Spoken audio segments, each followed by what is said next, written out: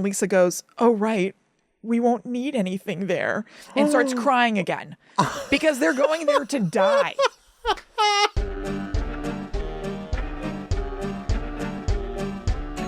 Hello, welcome to Guides the Unknown. I'm Kristen. And I'm Kabooter Willie. Ooh, and Plop, this plop. week, plop, plop, it's a new show. We're talking about gnomes, which are also known as kabooters, which is why Will said that. Yes, I watched a little bit of Kabooter Plop. How was it? Terrible, couldn't understand a word. Well, it's in like Swedish or something, right? Something like that. A long time ago, we covered gnomes. Yeah. Guide to the Unknown. Do you know the number? No. 9. Oh, wow. Single digits. And we played a little bit. This is, to me, more lore than to anybody else, but we played a snippet of this, Swedish show. I don't know. Yeah, I'm making that up. I don't know.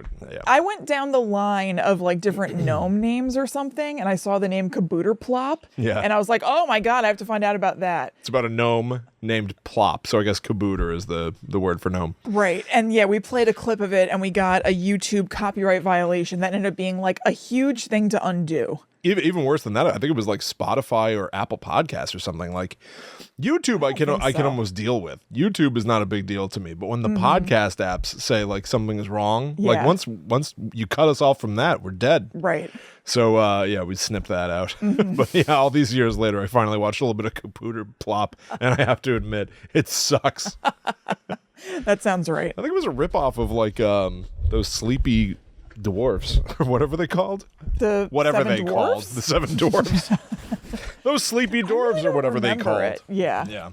But yes, we're going to talk about gnomes. I think fairly specifically we're going to be talking about the world of David the Gnome. Oh, you looked at David the Gnome too? Well, I have reason to suggest that. So here's what I did. We got in the mail Yes. this gnomes book from Jeff. Thank you. Shouts out so Jeff. much. Shouts out Jeff. And this is the book, the gnomes book, from which David the Gnome comes. Ah, okay. So this, in a sense, is the textbook of David the Gnome. Excellent. And I went through it. Kristen, tell our audience what you see sticking out of the side. I see, what are they called? I don't know, they're just like tabs, like my marked up John's bathroom reader. That's right. And so I have marked down the pages with notable information or photos to share with you. Excellent. I guess photos is a weird way to put it. Illustrations. Yeah.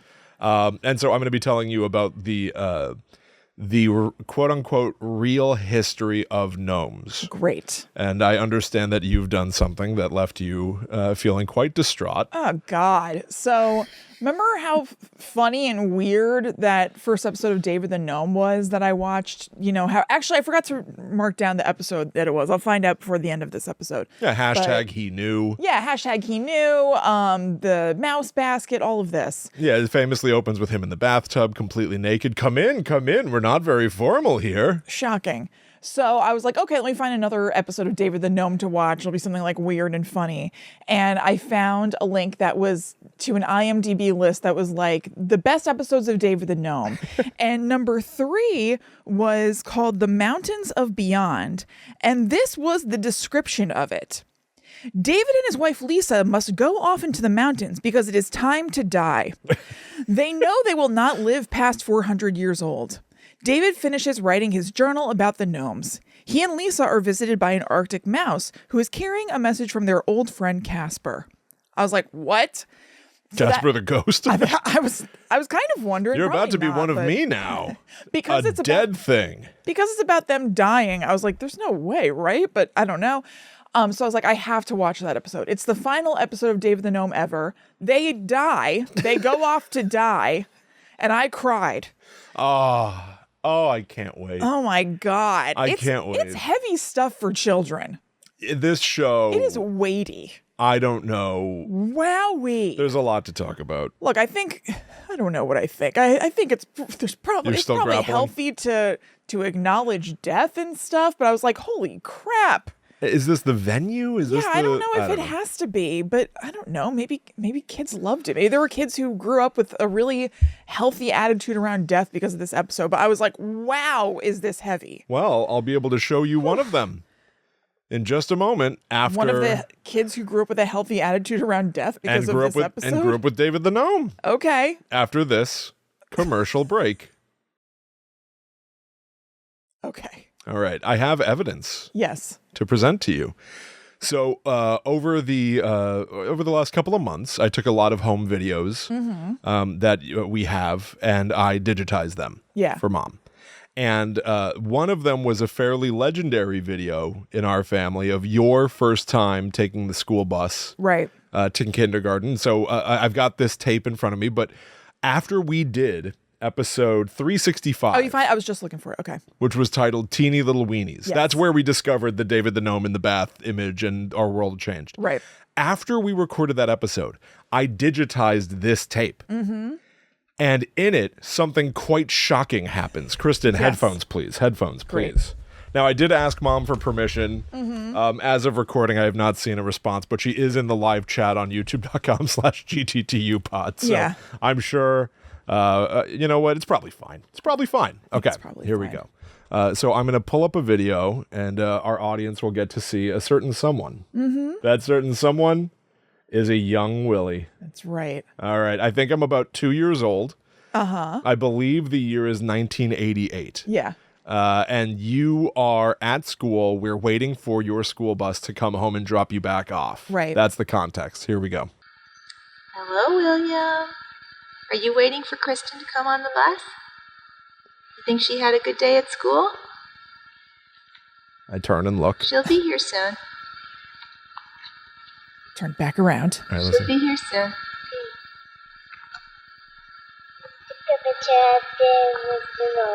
Oh, hello, David the Gnome. Take a picture of David the Gnome. I sound like I'm the man from another place. Rest in peace, David Lynch. Yes. This is where he got that inspiration, I think, was footage of me at 2 years old. I think you're right. Take a picture of David the Gnome. David the Gnome. Yeah, he's a good-looking guy. Look at him. He goes upside down. And he goes... Getting real close with that David the Gnome footage, and then all of a sudden a jump cuts to me running.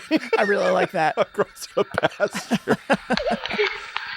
All right, whatever. And then let's just, you know what, for the hell of it, let's jump ahead to see Chrissy get off the school bus. Listen, we're here. We may as well see what I think is a 5-year-old Chrissy get off the bus. Yeah. Oh, yeah, and I made an alien picture. Yeah. Kristen drew some sort of a picture for school. That is an ocean, a town, that's a blob, something tornado next to a swirling thing under a face. It looks like a clown's face, but it says this is an alien. Right. Next to it. I'm not really sure. My interpretation. And then you can see Kristen suffering from some form of a gas leak as Mom tries to get you to explain what your day was like. Your face is just pressed against a wrought iron table. I never feel like getting into it. No. Anyway, okay, so that's enough of the history lesson. Okay. Point is, we've had David the Gnome with us. Yes. For years. Yes.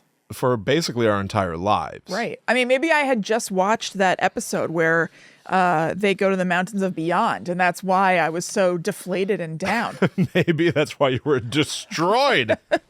But so, and then listen, I think I grew up with a relatively increasingly healthy view of death, so perhaps David the Gnome helped me understand. I did not, so definitely not for me. All right, fair enough. Well, what do you want to do? Do you want to talk about your matzo ball, or should we get into some history first? Why don't we get into the history? We can talk about the beginning before we talk about the end. Okay, that's fair. I think that probably makes sense. Let's do it. All right, so let's talk about this Gnomes book then, Kristen. So this book comes out in 1976. It's about I think it's about a decade or so before the cartoon The World of David the Gnome. Yeah. It is written by Will Huygen, illustrated by Rian Portvilliers. Okay, gorgeous name. Now, what's interesting about this, and once again, shout out Jeff. Yeah. This book really acts as if it is like a textbook, a biology textbook about gnomes, where they come from, what they do, what they eat. Honestly, in Teeny Little Weenies, episode 365, we were like, wow, me, David the Gnome. He's like, Yeah. and this is where I live, and here's what I do, and here's how I make shoes. Right. It's just like, oh my God, how navel-gazy can you get to be like, here's how fascinating I am? It's because that is a direct translation in some capacity of this book, which is about treating gnomes as if they are woodland creatures. So if you were to, let's say, be studying any woodland fauna, Kristen, deer, Sure. you might be like, here's what they eat. Here's It makes their sense to follow one. here's their reproductive cycle. How long is the gnome's reproductive cycle? They don't really get into it, Yeah. but evidently David the Gnome would have been pretty virile up until his 300s, I want to say. All right. So, 3/4 of his life. Something like that. Yeah. Now, this book is moderately legendary for something that I'm not going to show on stream. Yeah, But we need to describe because something happens on the next page. Mm-hmm. Kristen, why don't you go ahead and describe to everybody what we're looking at right here? A buxom topless gal, and it says the female, and it's weird. It's almost like a paper doll situation, kind of. So it's a plump, smiling lady with her titties out, and then she's wearing like shorts underpants, but then they have her shirt off to the side, a skirt off to the side, socks and shoes, and then they also demonstrate what she would look like. So with her toplessness, it's a girl of 96 years, and it says still shy. I don't like that like, comment. I don't either. It creeps me out. Still shy. She's like rosy cheeked. Yeah, it's gross. And then it kind of like fast forwards and shows her as a woman of 316 years. Yeah. It's weird. So once you get married, by the way, you hide your braided hair under your hat. Oh, okay. Hats are very important in the world of the gnome. Now, Kristen, take this first tab and just turn to the next page and describe to people what's in place of the nude lady. Oh, God. It's their skeleton. So is there never a nude man? No. Well, Of course not. Debatable. Oh, that's right. I did see buns at one point, but still. You can see a hint of something else. Yeah? Okay. Trust me, I got it marked down. What's good for the goose? Trust me, Kristen, I went through this book with basically a magnifying glass. I saw everything. Well, I guess you would need to since they're so small. It's true, Kristen. It's true. But so to turn from the one, like, and admittedly, this is, European nudity. It's very, it's supposedly educational, I guess. Uh-huh. But to turn from that, exposed human nudity to then just like a really creepy looking skeleton. gnome skeleton was pretty shocking to me. Uh-huh. I want you to feel free to explore some of these tabs, Kristen, and perhaps I can add context on whatever you may discover. Okay. So let's see here. Now, some of the tabs, admittedly, I probably put them on the wrong side. Okay. This I thought was fairly interesting. They describe the entrance to a gnome's house and how they prevent predators from getting inside. Are you seeing this?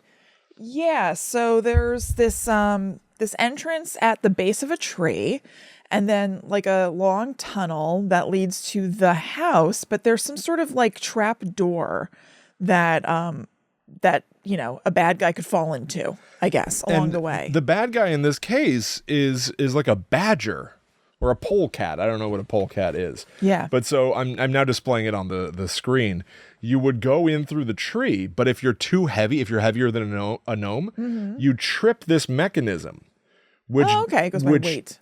Dumps you into some sort of a holding cell. Yeah. And I don't know whose job it is to come around every so often. That's a good question, because if they're clear that heavier than a gnome and that's how they fall through, that's like a big job for the gnome to then clean up. Very strange. Yeah. Now, so the tabs work inside, Chrissy. So I think I put them on the wrong side. Okay. They should be on the right as you turn, but feel free to take that again.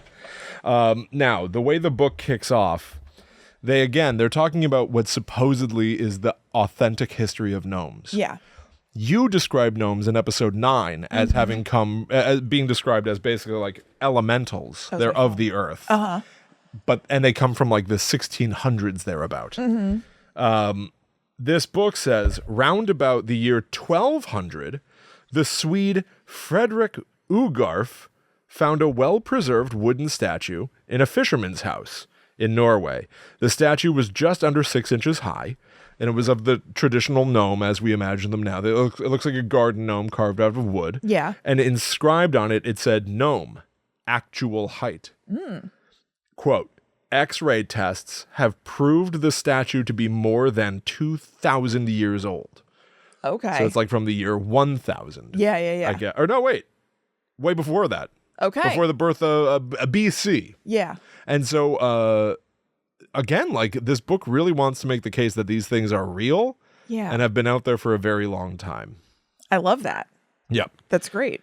All right. Now, I marked a page, I think, purely for the toilet of it all. Yeah, there it is. think. Yep. Because they get into a lot of like, here's how the house works and operates, whatever. Yes. Aha, the primitive. Yes. Feel free to describe this page, Kristen. Okay. We also won't show this one. Right. All right. So this is 2 gnomes, nude man gnomes. They're like caveman gnomes. Yeah. It says in primitive times, they made fire by quickly rotating stick. Okay, so this is describing rotating sticks for fire. Notice the caps were gray then. I'm noticing a lot more than that, to tell you the truth, because their buns are out. I'm trying to detect the genitals of the gnome who's kind of facing us. Yes. Don't worry, you'll be able to detect more genitals soon. Okay, all right, because it's hard to see. And yeah, they're just showing, I guess because they're calling them primitive gnomes, they're really not wearing clothes. There's a gnome who looks like they are female wearing like a grass skirt below, also trying to start fire. Isn't it weird that they invented hats? Like Yeah. they seem to understand even as cavemen gnomes. Well, they must be cold. And they were like, all right, this I can handle. I can knit myself a little hat. But fire, a little bit of a taller order. But now why is that? Why, well, whatever. A little more complicated. Here. There Okay. you go. There you he is. Describe. Yeah, something's going on. Do you have a magnifying glass? I'll do you one better. I Okay, there took you go. photos and so you can zoom. Oh, it does come to a point. Okay. So yeah, so now we're looking at a top-down view of the bathroom, and you can see David or whoever, whatever gnome it is, in the bathtub. No bubbles this time. Just clear, clean water, little tummy, little weenie. Yeah. Okay. Yeah, I'm pretty Yeah, All it's right. there. So I guess that they evolved past the hair, because the hair was all but obscuring the weenie in the primitive fire picture we saw before. But now, True. This is like evolution. Smooth. You're absolutely right. Now, I do feel that if I zoom out enough, I bet I could get away with showing this one on stream. Mm-hmm. So I'm gonna go ahead and show just for context. Yeah, just imagine if you zoomed that you'd be able to get a better idea of what's going on. Perhaps even, give yourself the liberty of taking a screenshot of our video Yeah, why right not? in this moment and zoom in on your own. And by the way, when we're referring to stream and stuff like that, that's because we record our episodes live on youtube.com/gttupod on Wednesday mornings at 10:30 a.m. Eastern time. That's right. Just in case you're interested. But it's just fascinating to see that classic image of David the Gnome in the tub, but Yes. get a bird's eye perspective with no bubbles. Yeah, wow. Fascinating. Now we know. Okay. We've learned quite a lot. Yeah, certainly have. Okay. Okay. All right. Yes. Oh, okay. Ew. All right. Well, David Gnome put feet pics out for free. That's first of all. I have to say my feet kind of look like gnome feet. I was. I mean, they just look like normal human feet. To tell you the truth, they're just like dirty on the bottom. They're so dirty. That's Yeah. the thing. I was going to take a shower the other day and I looked at my feet and I looked like Fred Flintstone. I looked like I'd been driving my own car by digging my toes in the dirt. I don't know what the hell I've been doing. Look, it happens. All right. And now, is Lisa drawing him a bath or something? Why is he just sitting on a stool naked, holding his lower back? Well, I don't know, the lady gnome tests the water temperature. Yes. So this, I don't think that David does a whole lot for himself in the house. I think Yeah. that Lisa the gnome is making him a bath. I think that he is useless around the house. I think that's right. That's Hang what on I a think. second. What does this say? All right, this page says, when she leaves the bathroom, her husband waits a few minutes, then pokes his feet out of the alcove bed, sometimes with morning mumbles and grumbles. All right, I don't know what had been happening in the bathroom before. They're talking about the daily routine. Actually, I'm going to start from the beginning. I want to know this. Okay. After sunset, the gnome house comes to life. Even without windows, they know when it begins to get dark. And besides, the field mice begin to toddle about then. Okay, so they wake up when the sun goes down. The lady of the house steps out of the alcove bed, puts on her slippers, and shuffles off to the stove, where she gets the fire underway by adding dry leaves to the embers. Next, she puts a couple of pails of water on to heat, if her husband wants a bath, that is. Oh, get the hell out of here. And a kettle on for tea. She then goes to the bathroom to make herself presentable. Get out of here. You wouldn't make Ryan a bath? I sure would, but if this is my daily thing, is I have to I have to wake damn up day and do all of this. Like he can heat up his water for his bath. All right, this is when it said when she leaves the bathroom, her husband waits a few minutes, then pokes his feet out of the alcove bed, sometimes with morning mumbles and grumbles. What do you have to mumble about? I already got up, started heating up the water for tea and your friggin' bath. It's like Joe Pesci in Home Alone. Yeah. He then steps into his slippers and hangs his nightshirt and nightcap on a handsome wrought iron peg. He looks on approvingly as his wife empties hot water into the tub, testing the temperature. He then steps into his bath. Okay. Now, isn't it weird that, like... He looks on approvingly. Get out of here. I'm going to hold his face under the water. Well done, Lisa.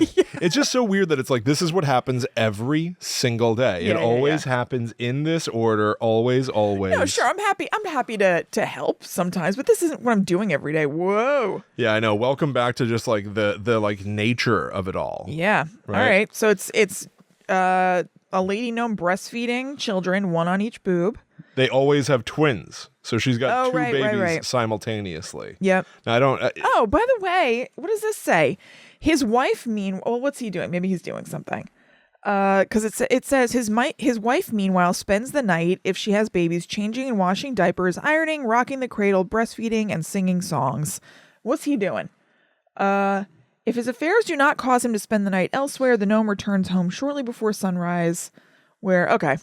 Yeah, All right. whatever. Yeah, I don't really care what. I'm just glad he's not just like having honest. fun somewhere. Now, occasionally, I marked down things that I thought were just like kind of interesting. Now, let me see here. Sorry to jump. Yeah. I thought this was a disturbing image of David the Gnome because, again, God. even in the book, as in the show, he helps animals who are in need of help. But in this book, now the illustrations are also completely beautiful. They're like so well done.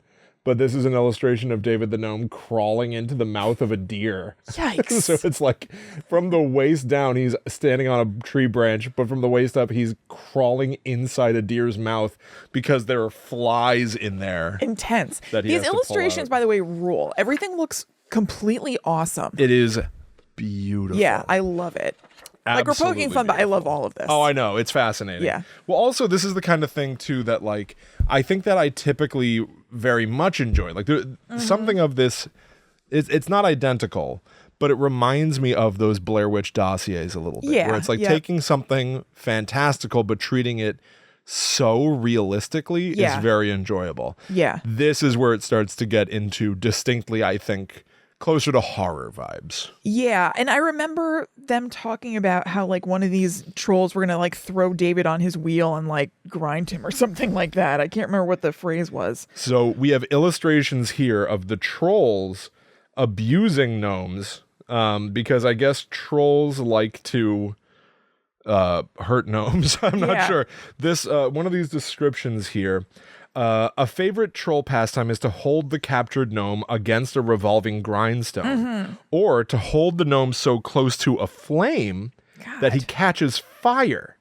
He is then thrown from troll to troll. The trick is to put out the flame with their sweaty hands without being burned themselves. And then I wrote in all caps, troll cheeks. Yeah, man. It looks like there's a little shine on those troll cheeks. It does, doesn't it? Yeah. So, it's again, beautiful images of a snot dripping, hairy-ass troll. Yeah. Hairy, but then enough hairlessness to offer some shine. Oh, yes. Yes, absolutely. Okay. And then also, this should be on the next page. Yes. Yes, this is pretty horrifying. Ooh, Snot Gurgle. Snot Gurgle. Is, I guess, this troll's name. Alas, we also know of a gnome who lost his life God. The snot gurgle, which is just like a particularly horrifying looking troll I don't really understand what's going on here. with like milky green eyes. Yeah. Don't like it. So, the snot gurgle put him through a mangle.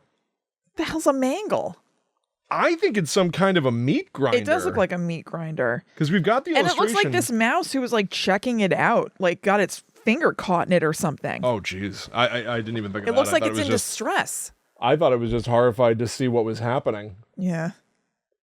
So I'll continue reading. These horrible creatures have been known to take satanic pleasure when they discover a gnome dwelling, in lying at the entrance and blowing their foul, scorching breath through the house until all the gnome furniture, irreplaceable portraits, and other cherished possessions have been destroyed. God. It's so aggressive. Yeah. It's so aggressive. But don't worry, there's still light in the darkness. Oh my God. Oh my God. Why is this here? It's David, pants around his ankles, sitting on the toilet. Which they And so, yeah, so there must be. So what's going on they here? exclusively refer to it as his throne. His throne. Okay. So it looks like the cover to the pot, the thunder pot, that must be beneath the cheeks, Yes. is off to the side. Yes. Now I remember being confused by this during Teeny Little Weenies, Right. because I was like, why is it like a ceramic pot Right. in an ornate Spanish wooden carved throne? Yeah. It's because David does a lot of woodworking and whittling and a lot of ceramic work. So this literally is the toilet for them is the crossroads of woodworking and ceramics. Oh, I mean, that makes sense to me. And also, like, it's much easier to clean something ceramic that you can remove from the toilet Yes. than. Yes. Yeah. Yes. But they never figured out, obviously, indoor plumbing. Right. They literally have to sit on like a crock pot. I'm like a little thrown by the I'm a little thrown by the lid, because it makes me Yes. think they're not cleaning it every time. I do think they're covering it a lot. Yeah. I do think they're covering it a lot. Yeah. It says beyond the playroom. Funny, like these old. They call this the playroom? These old ass gnomes with long white beards. Beyond the playroom is the door leading to the toilet room. The door is beautiful, sometimes inlaid with precious stones, but the comfortable Well, they leave precious stones there. That's certainly for sure. the comfortable throne inside is even more beautiful. Neither labor nor cost is spared in its carving and painting. The gnome takes his time when using this room, and meanwhile occupies himself with handcraft. Toilet paper, made with the aid of the paper wasp, hangs next to the throne. Alongside stands a tall stone jar full of dried leaves to throw down the hole afterward. Oh, okay. Okay. So is that primitive, like that blue stuff that's in porta potties? Oh, perhaps. I was thinking it was some form of a potpourri. Yeah, but like same thing. Doesn't that blue stuff like disinfect and cover smell and stuff? So same kind of deal. I would say it tries. Yes. Yeah. At best. Yeah. While the music box plays, wait, this is weird. I guess they have a always music, listen- because there's a song here. It's not as funny as you want it to be, but they do have this like beautiful, like artwork at the top of this music page That's really has funny. toilet paper on it. Yeah. While the music box plays, the gnome spends his time usefully. In this room, over the years, many artistic objects are made, such as carved portraits, tools, and attractively fashioned household utensils. Use this fork, Lisa. I made it on the John. You'll never believe where I made this. Is that where you've been, David? I don't know about all this. That's too much time. Too much time. I totally get agree. it. Men be on the toilet for a long time. Yeah. But I don't know. Yes. I don't know if I want them like carving utensils while Yes. they're in there. Now, I guess there is an argument to be made. If you're going to be in there, use the time wisely. But absolutely. I don't know. I mean, I certainly get through my share of Instagram reels. Of course. Now, I have, I think that's everything that I marked in the book, and it's occurring to Yeah. me now that I basically marked any page that had to do with nudity Yeah. or toilets. Well, that's of interest. They also go on at length to describe different kinds of berries that are in the So forest, in keeping with the toilet. Oh, never mind. various kinds of twigs and berries. I do have a review of the Gnome book. Yeah. I was delighted and sort of surprised to see that there were no 1-star reviews. That was what I was really looking for. Yeah. However, I did find it. Yeah, I'm surprised nobody was like upset about the nudity. Yes, or the fact that like for an American audience, now you can obviously mock us and all Americans as being a little more prude. Seeing a topless gnome is really what kind of a big deal is. It's surprising in America. Surprising, yes. Yeah. It's unusual here. It's pretty unusual. Yeah. And then turn the page and there's a skeleton that doesn't throw me. No, for some reason those two things juxtaposed are just like very. There's so much weird stuff in there. Just like it's true. That is true. So here's a review from HB. All right, who titled it "Warning: Nudity." Wonderfully whimsical with top-notch illustrations. Huh. The nudity is a bit of a surprise. I saw one person online mention a breastfeeding gnome, which was discreetly drawn and precious. The rest of the nudity. I wouldn't call it discreet. She's fully tits out. It's not like she's under one of those like things that they have now that you can breastfeed under. Yeah. Like there's nothing discreet just going about for it. I know it's true. The rest of the nudity is unnecessary and unwelcome. Disagree on both points. Heads up to anyone looking for a book for kids at the age where they'll ask a whole lot of questions before you're ready for them. 5 stars. I'm trying to think, what questions would they really ask? Like, what are those? And you're like, those are breasts. They're like, okay. You know what I mean? I don't think they would care. Yeah. I don't think kids would give a shit. What's that? A butt. Yeah. You know what I mean? I don't think that point I think you're kind of okay on. They pooping from that? Yeah. Right. Tight. I could see some of the trolls and stuff being disturbing for a child. Yes, but that is why I would not show it to the kids. Yeah, I wouldn't really worry about. No. Yeah. When it's matters of like very, very chaste, literal, just anatomy stuff, yeah, whatever. like who cares? It is funny. The prudishness, I come and go with it, I guess. Yeah, but yeah. It still is kind of remarkable to see. One of the last things that I want to say about the Gnomes book is that Mom had referenced this, and I couldn't find it in the book, but I looked it up online. Part of the reason this book came to America at all is thanks to Martha Stewart's husband. Right. He is like key in bringing this book over to the colonies, as we still call ourselves. Yeah.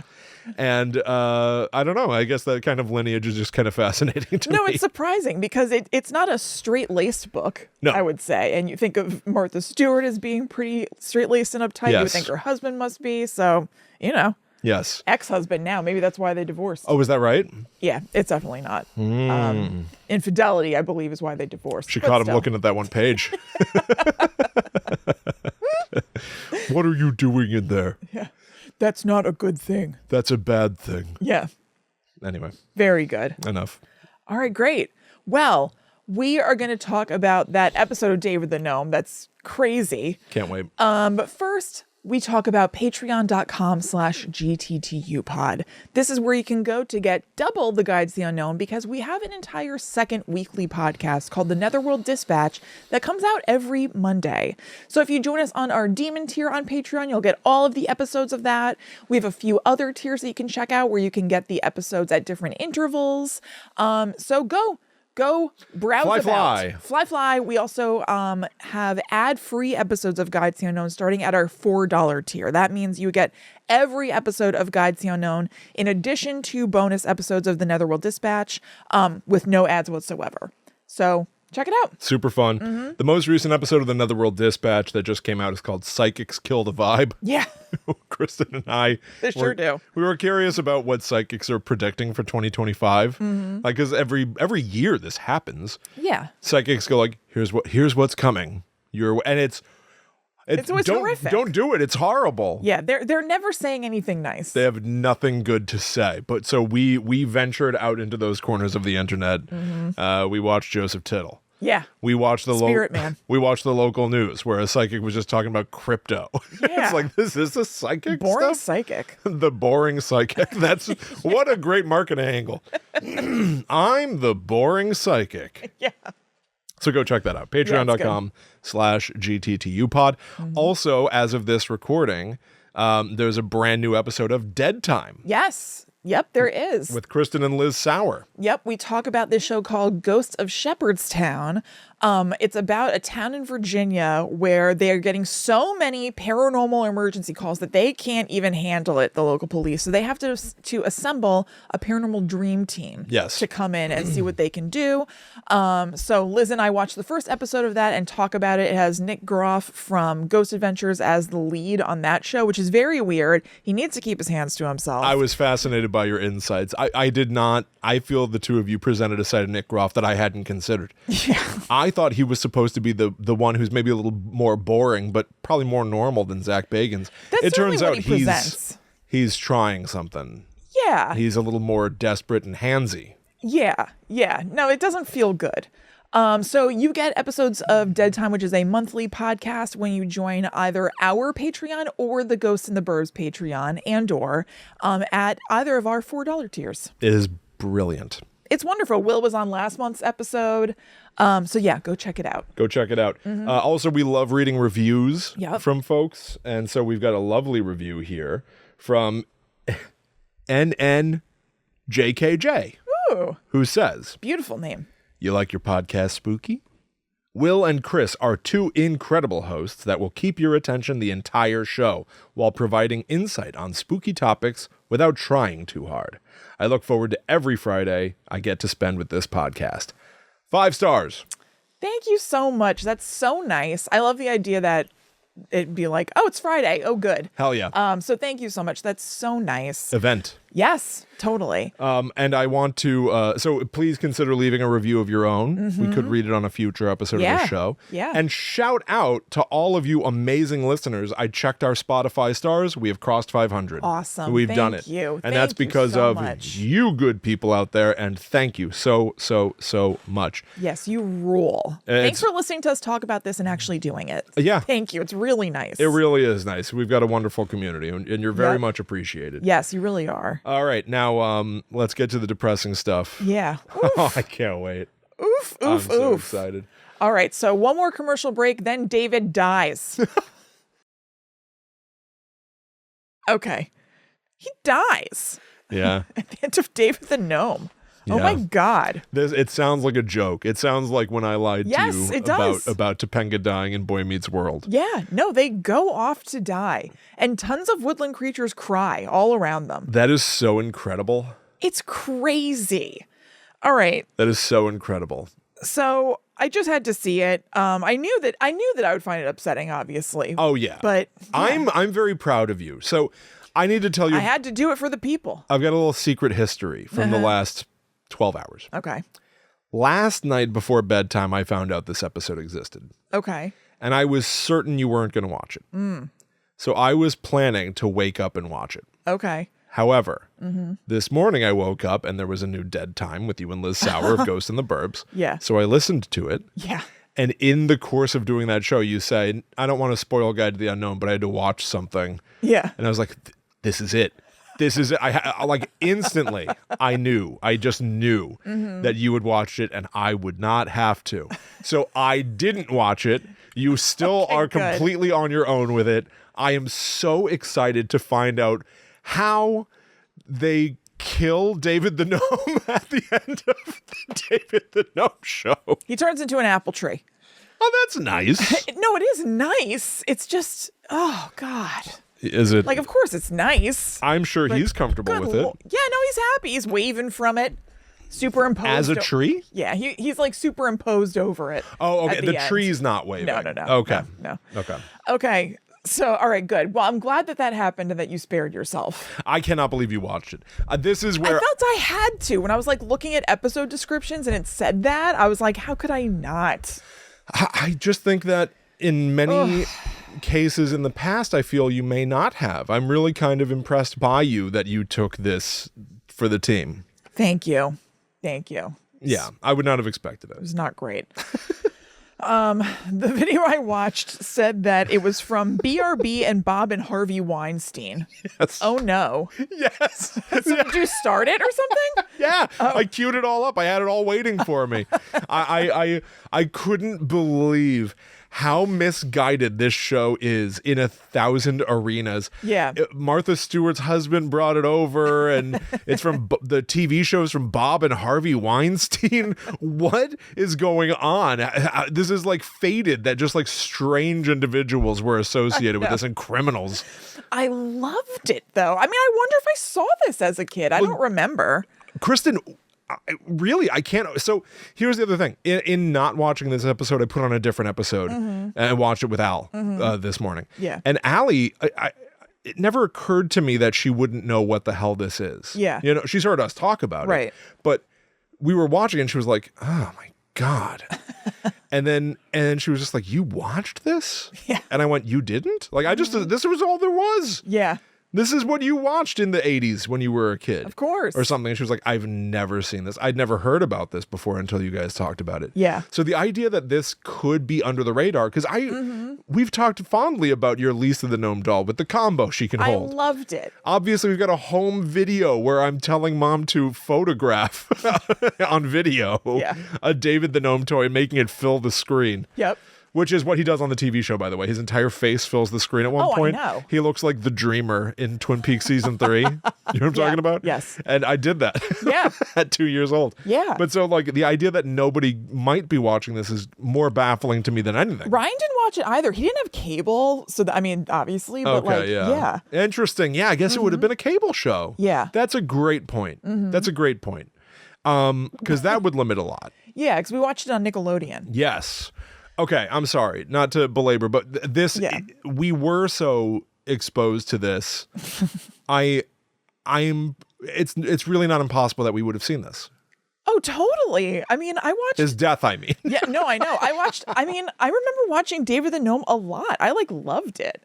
So I feel I could have seen it. Maybe it's why I've been so horrified, specifically by the idea of my loved ones dying. That has been my persistent fear through life. Yes. Due to a number of factors, but maybe this is one of them. Okay, here's what happens. So, there's no Christopher Plummer voiceover, like easing you into this and talking about the beauty of nature. I found out that's actually only in the first episode, which I didn't realize. It would have been nice. Just kind of help you sink in. So it starts off, David finishes writing in a little book and closes it satisfied because he's done. He has to be. Yeah. Lisa is packing a trunk and both of them are kind of like, ouching over their backs because they're like old and about to die. And then Lisa starts crying. And then, William, there's so much crying in this. Why is she crying? I thought the gnomes would be at peace. Lisa is crying like the whole time and David just cries once. He's at peace with it. Lisa's crying like nonstop. Why is she doing this? Because she has, I have questions about that. I'll get to it. Is he making her do this? I don't know. I have questions about this. Oh, David. What have you done? So she says she's just so sad when she thinks of leaving their friends. But David comes over, he gives her a hug, and he says, but they're over 400. It's time. And he explains basically to us, the viewer, the child, that there are very few cases of gnomes living over 400 years. And he comforts her and says it's just the way life is and not to be sad. He's doing okay, but I would like him to allow her to express her feelings a little bit more. Absolutely. It's okay to be sad about this. So then, from that description I told you about, this Arctic mouse comes to their door to deliver a message and avail itself of their mouse basket. No way, does it? No, okay. No. That'd be awesome if it was like, this is for you, David. Yeah. I gotta use the basket. Can I use your basket? I gotta go. It's a letter from the wisest gnome in the world. Whoa. David's friend Casper. It's not Casper the ghost. I didn't really think it would be, but you know. Who wants to take the journey with them to the mountains of the beyond, because it's time for him to die too. I don't know how he knew that it was time for Lisa and David to die. Well, if you die at 400 and you know someone's age, I guess so. You're like, it's not made clear. It's not like David's like, oh, it's our birthday today, Lisa. You know what I mean? He's just like, I don't know. I don't really get it, but it doesn't really matter. So David is basically just like, upon getting the letter from Casper, is just like, all right, let's do this thing. It's time to go. And Lisa's like, we can't go yet. I haven't packed. And David just shakes his head like a weirdo going, and then Lisa goes, oh, right, we won't need anything there, and starts crying again because they're going there to die. But the music is still normal David the Gnome music. It's And still you and I are kinda sitting in the living room watching this, sitting on the floor, looking up at the TV. right in the great room, I guess. Oh, yeah. The music is still just kind of like plunky David the Gnome music. So it's not like really hitting super hard, even though it's just like This is crazy. objectively intellectually like, good God, but still just kind of like boom, ba-doom, boom, like oboe music in the background. But it's like a lot to take.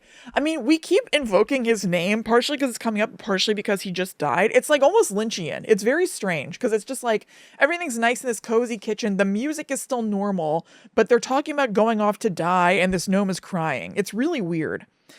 So then here's where I start to feel a flicker of like upset. It's starting to kick in for me because the mice that they live with of the basket run up to them, looking up at them with love.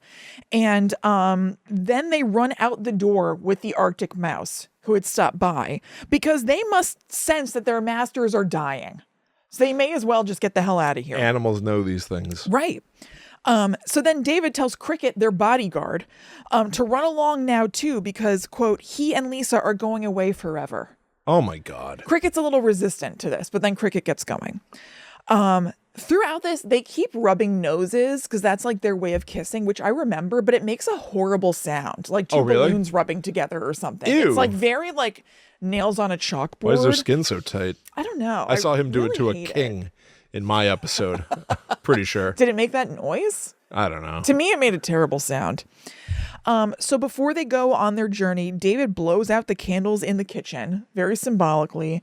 They take one last look around the room before Lisa covers her face with her hands and starts crying and runs away.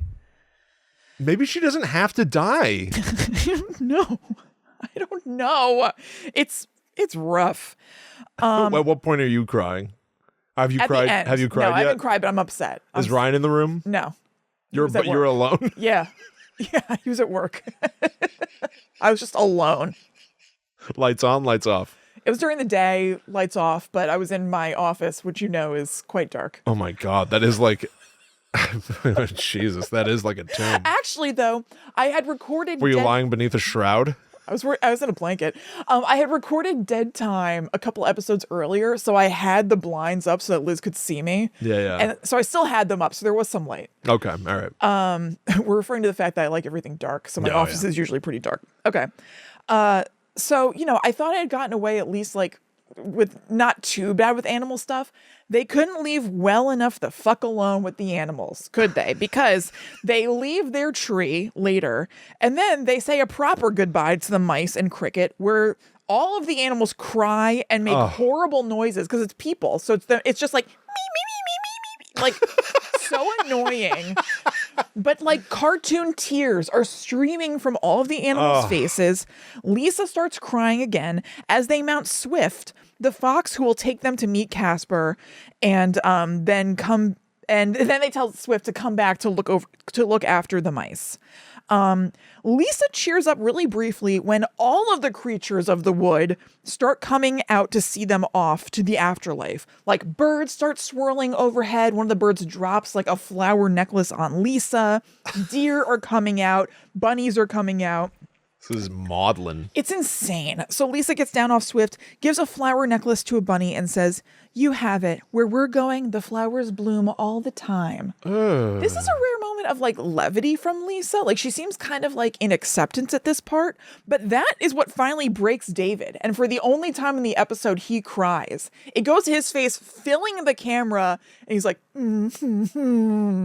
with tears coming down. They love to put his face full in the frame. Yes, he was taking up the whole thing. Crying David the Gnome filling the frame is like a nightmare thing. Can you imagine if like your like cable briefly flickers during that moment? Like it would be so scary.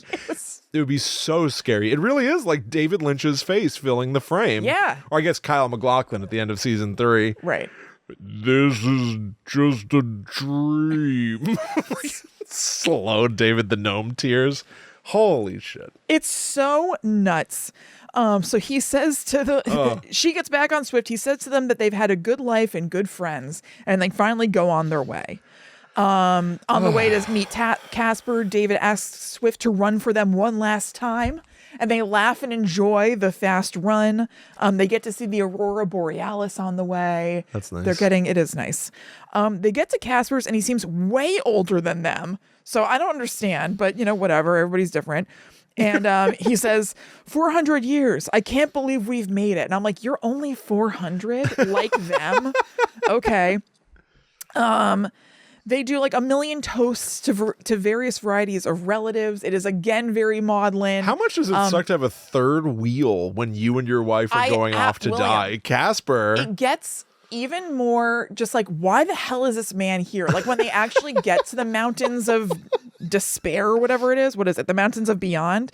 It's like, why the hell is this man here? Yeah. That's when I start crying, is like the end thing. And then it's just like, David and Lisa. Oh, and Casper. Yeah, like, what? This is unearned. I don't understand the purpose of Casper in all this. He does nothing. I don't know if it's just like we need to have them have a bit of business besides just go straight to the mountains of beyond. I really don't get it. But yeah, they're doing all these cheers to their ancestors, their nieces and nephews, the humans who have befriended the gnomes, all this stuff. And then Swift takes all of them to the mountains of beyond. So this is where I was like, okay, what are the rules of this? I don't understand what's going on. There's an insane snowstorm and Swift is struggling against the snow. He's like having a hard time getting them all there. And David says, our time is running out, Swift. Give it one more try. What does that mean? Like, what are the rules of all this?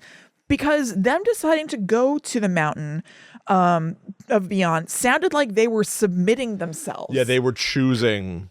But are they running against some sort of clock? Yeah, it sounds like I guess they kind of are. I don't know. Maybe if they like got too old beyond 400, like they would die in an unpleasant way. But if they do it early enough, they get to just like, it gets to be nice. I don't know. So I can only speculate, but I have a little bit of information. In episode 9, you described that one of the ways that gnomes can die is when they're exposed to sunlight. Oh. Now, that doesn't appear to be the case inside the world of David the Gnome. Like, I've seen him put on, like, special headset things to protect himself from the sun. Yeah. But that does imply some sort of a ticking clock of why you'd want to get somewhere fast when you're outside. Oh, yeah. 2 is, yes, I am now envisioning this. And again, once again, I've never stayed awake through a single one of these. But Lord of the Rings is all about like getting from here to there. Yeah. Right? We've got to get to Mount Doom to throw the ring into the volcano. And this does feel similar, right? Like these gnomes need to get to the mountains of misery. Right. So that they can die peacefully. But it's weird for there to be risks along the way. Yeah. Because it's like, well, your end goal is to be dead. So who cares if you die here versus there? Except that, exactly what you're saying, maybe it's the difference between going to heaven, essentially. Like an eternity, you can be there and become an apple tree or whatever. Yeah. Or get stuck in the winds of winter. Oh, God. And if you die there, you just become like a wooden gnome thing. Like you just turn to stone basically dead. or whatever. You're just dead. You don't get to live on in nature. You die. Yeah, maybe. In the middle. Maybe. Yeah. I bet not. I feel like everything must have like a nice bent. I don't know. It seems like David had some urgency here. Give one last try, Swift. Yeah, we have to get going. Yeah, I don't know. So, Swift pushes it and they get there. And they show the gnomes go up and over this ridge and Swift watching them the whole time. And, like they say goodbye to Swift or whatever. And it's the whole thing where it's like, he's watching them, doesn't want to leave. And David's like, you have to go, boy, or whatever. And it's like, oh God, this is where I started getting really emotional. It was really getting me. Did they play the hand where it's like, I hate you. No, I've always hated you, just to get him to run away? No, thank God. All right. No, they didn't do Tom that. Bosley ripping this fox a new asshole. No, they eventually eventually do just like turn their back on him and just start going up the mountain though. Yeah. And Swift is just watching the whole time, only leaving once they have gone over the ridge and he can't see them anymore. Or does he? Oh. Swift runs up this ridge that's basically vertical. I don't know how these 400-year-old gnomes got up this thing, but whatever. As an instrumental version of the David the Gnome theme song kicks in, this is when I started tearing up. This sounds got climactic. me. Yes, it is. And he sees David, Lisa, and goddamn Casper now. Yeah, who cares? In a field of flowers. This is starting to get me emotional. Oh no. Oh no. Oh no. Oh no. Oh no. Kristen's gonna cry, everyone. She's crying. Look at her. Oh no. Oh. Oh god. Oh, Kristen. He sees blinking through my tears. Oh god. He sees, the name Casper is bringing me back a little bit. He sees David, Lisa, and Casper in a field of flowers, and David picks up Lisa and hugs her. And I wrote, now I'm tearing up. I was largely immune this whole time. They say farewell in sync. She says, farewell, my dear David, my husband, my love. Why did they show this to kids? What was this Nickelodeon? I don't know. Oh my god. Oh, Those white stains. Oh, those God sick damn you. bastards. He says, farewell, my beloved. I thank you for all the time you've given me. But this is the time I've chosen for us to die. Oh, God. Oh, God. Oh, and I said, now mind you, plunky synth music is playing in the background. It's weird. Then we move to shots of beautiful flowers in a field blowing in a strong wind, and they blow all around them. What a disturbing podcast to listen to someone God. laughing and crying simultaneously. This is terrible. Casper is just looking at them, starts crying, wipes his eyes. Swift, still peeking over the ridge, looks on in amazement. Casper, I think the time has come. Shut up, Casper. David says, yes, it's here. It's here. And then Lisa says, yes. They close their eyes. Then the camera zooms in on Lisa's brooch. And then that turns into Brooch? Brooch? Yeah. Yeah, Brooch. brooch. Yeah, brooch. Get off my ass. And then that turns into an apple as we zoom out to see a tree. They've now, and then two trees. They've turned into trees now. Then to put a finer point on it and a weirder point on it, Casper turns into blue light. What? Yeah. He just turns into like a field of like blurry blue light, which then rematerializes into a green tree. And then we zoom out to see that the three of them have been apparently transformed. Lisa and David into red-leaved apple trees, Casper into a green tree. Now Swift scooches all the way up onto the field in amazement. This whole time he's just been like hanging on the edge. In amazement and despair, because I wish that they had him just be like, wow, amazing. But he's like, oh, Eat these apples. Oh, God. Piss on that tree. No, he's devastated. Yeah. Now transparent images of David and Lisa are on top of the tree, waving out, and Swift is still devastated. He gives a howl up into the sky, then walks down the mountain broken. Kristen. Oh, God. Oh my God. Okay, so now this is almost the end. This wasn't good for you. It wasn't good. Oh, Kristen. Okay. All right. So now, what would you think would happen? You would think maybe he's going to go back to his friends. Remember they asked him to take care of the mice? Yeah, right. Okay. Yeah. None of this is going to happen. I don't love the message that this ends on. It's Okay. weird. Okay, you would think he's going to go back and see his friends. They'd be sad together, but maybe like eventually start to play. Maybe a little like, this is sad, but life goes on sort of thing. No, it's weird. He's like, he's like running or whatever, starts to get back to the area maybe. And then he sees a lady fox with a little gnome on top who kind of looks like David the Gnome. And that gnome says, look, Agnes, what a handsome fox. Wouldn't he be a good husband for you? And Swift gulps like, whoop, she's cute. Like, oh, what's happening? And then the dude is like, the name's Christopher. Delighted to meet you. Agnes, too. And like, they're making eyes at each other and they run off together. Oh, okay. And then the little gnome on top says Schlitzweitz, which is like the gnome goodbye thing. Okay. I don't know. I just wish that instead of like, it is life's going on. He has found a lady fox, but Well, we're in a post-David world. Yeah, I don't know. I think it'd be nice for them I mean, to... what's Swift supposed to do? Wear a chastity belt? He's alive, all right? He's a man. He's got It's true. wild oats to sow. He Now has that he doesn't have to do whatever David says. But it seemed like he had a whole community, Yeah, he walked away from that. He turned his back right on that. Right, like, you can do whatever you want, but Lady Fox. it's kind of weird to me. Foxy lady. Yeah, it's just kind of strange. And then we see David and Lisa again over those trees one last Jesus time, Christ. also saying Schlitzweitz and waving. And then that's the end of David the Gnome. Yeah, stay tuned for Doug. Yeah, my God. What a horrible show. Holy crap. What a horrible thing to show to people. What a horrible thing to make. It's a children's show. Holy crap. Is it? This is Ostensibly. This is I think this is heavy stuff. This is inappropriate. In that first episode, there was goat surgery Yeah. and acupuncture, and again, nude David in a tub. Yes. He's more And in this explicitly one- nude during surgery in the book, by the way. Really? Yeah, during the surgery, I should say. Why? During the surgery, as you described it last time, he wears like a nude bodysuit, Yeah. like a nude colored bodysuit. In the book, he's more explicitly nude. You Is see he- that muscular gnome body. He's actually nude? Yeah, pretty sure. Why?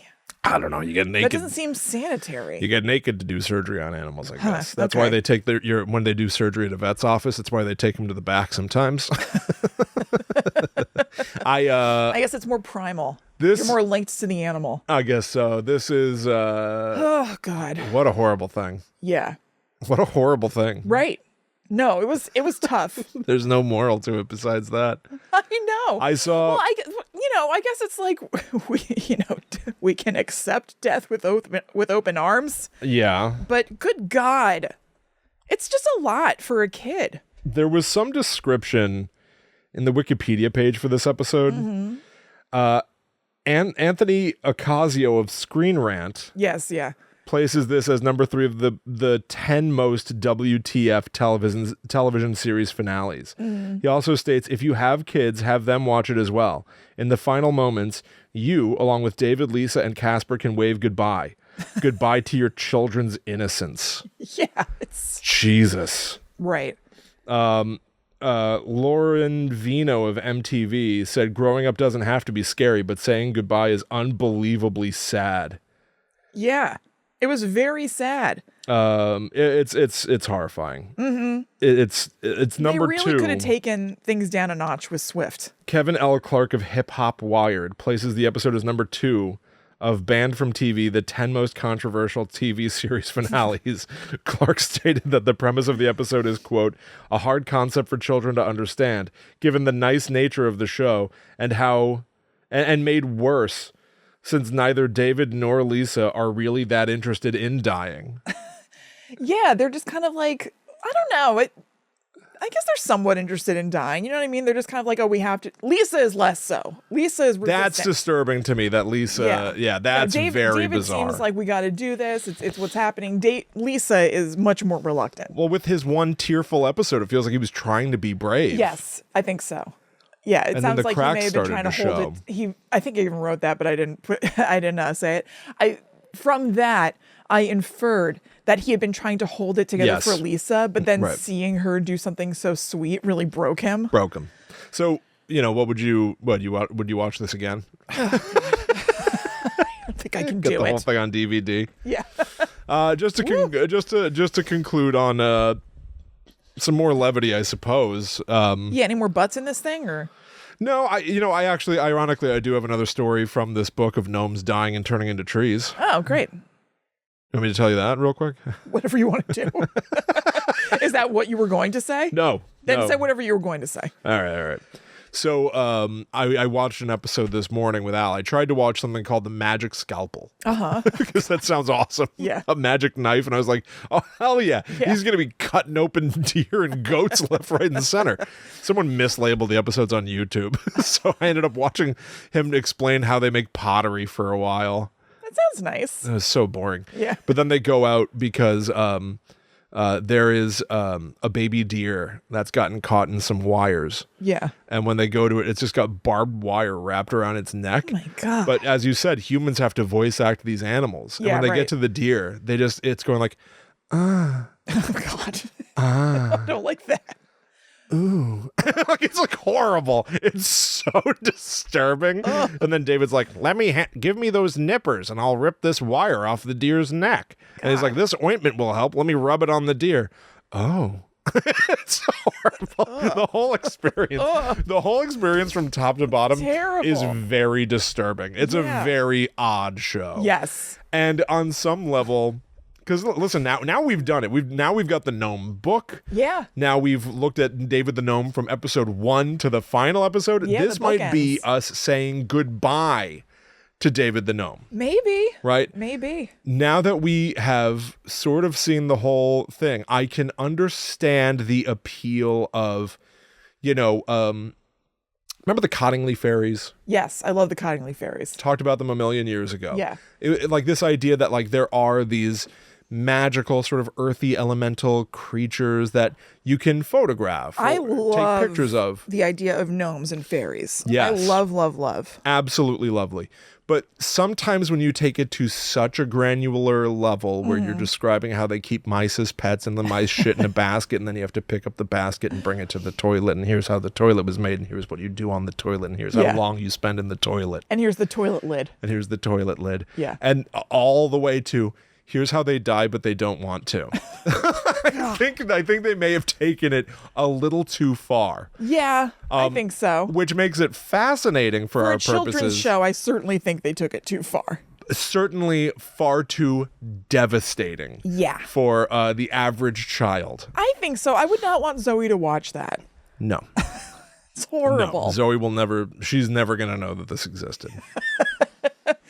I would probably watch another episode of David the Gnome for the show. Something in the middle. If it's like something weird and funny, I would. There aren't that many episodes, believe it or not. They're only 26. What's so strange is like, it is weird that he's like, his death opens with him concluding his book. Yeah. Because all the episodes are like, now here's how I find pebbles and use pebbles for this process. It really is, the entire show is recontextualized as he's explaining everything they do because it's his life's work. Yes, it's the minutia of gnome life. And the whole show ends up being like, this show only existed because this has been 26 episodes of David the Gnome explaining to you who he was, what his life was. Right. Because he's going to die. Yeah. And now we know everything. That's so crazy. Yeah. It was nuts. Happy 2025, everybody. Yeah. The world is a nightmare. Hope you're doing well. Yeah. Holy shit, David the Gnome. Kristen cried in this episode while laughing simultaneously. Very bizarre stuff. Yeah. Woof. Sorry, everyone. Not good. Not good at all. All right, we did it. Yep. Well, check out our Patreon. I'm delighted. Patreon.com/GTTUpod. There's no other episode that you're going to find. No other podcasts do this. Tell me another podcast that did exactly what we did today. I don't think so. I don't think you're finding it, everybody. Perhaps not. Patreon.com/GTTUpod, at GTTUpod on all social media. Thank you all so much for hanging out. Yep. Hope that you enjoyed the show. Definitely you learned something. I think everybody out there learned a lot today. I think they probably did. Follow us individually on social media. Yep, I'm at Chillin' Kristen. I'm at The Myth Traveler. So we'll be back next week. David the Gnome is dead. Yeah. He won't be there. Nah, he's gone. He's gone. Well, he's a tree. Yeah, you can eat his apples, I guess. Yeah. I don't know. Yum, yum. All right, everybody. Until next time we meet, we must travel. Back to the netherworld, go we.